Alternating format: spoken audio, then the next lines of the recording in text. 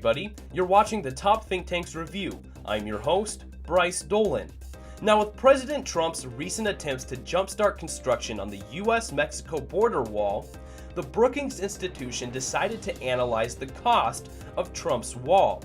And according to the Brookings Institution, the broader economic costs of the wall are detrimental to the United States economy, no matter what financing option the White House picks. Now, President Trump has slapped a $12 billion price tag on the construction of the wall. Other estimates put the construction around $285 billion. So one price tag's at $12 billion, the other's at $285 billion. Somebody's got to be wrong here on one end.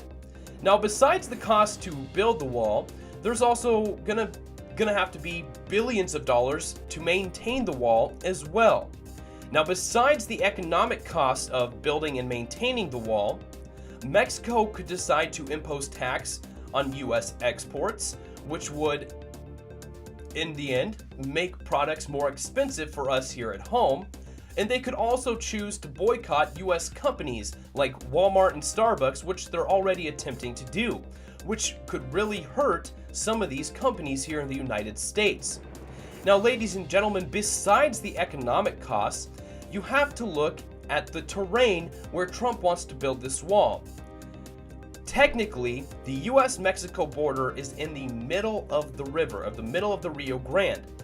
And since a border structure can't impose the flow of the river, you can't build the border wall in the middle of the Rio Grande or on the Rio Grande, where exactly the border is.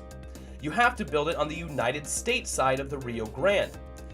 And unfortunately, it sounds a lot easier than it is, because a lot of the land owned from the United States up to the Rio Grande are private tracts of land owned by civilians.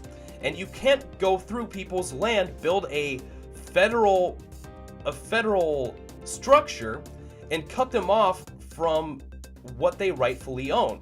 Now, President George Bush attempted to build a US-Mexico border as well. It was more of a fence.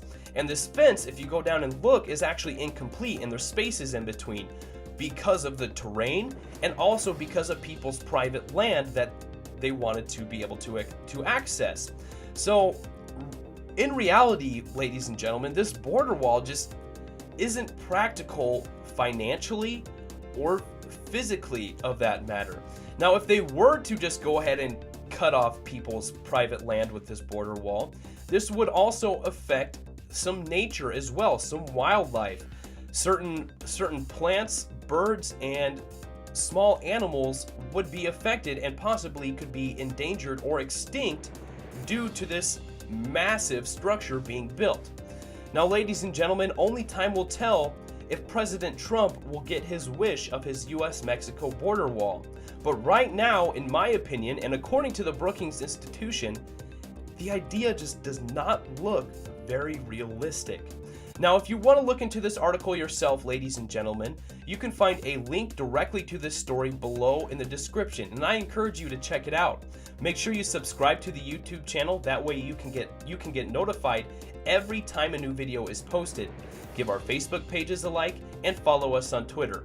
But thanks for watching the Top Think Tanks Review. I was your host, Bryce Dolan.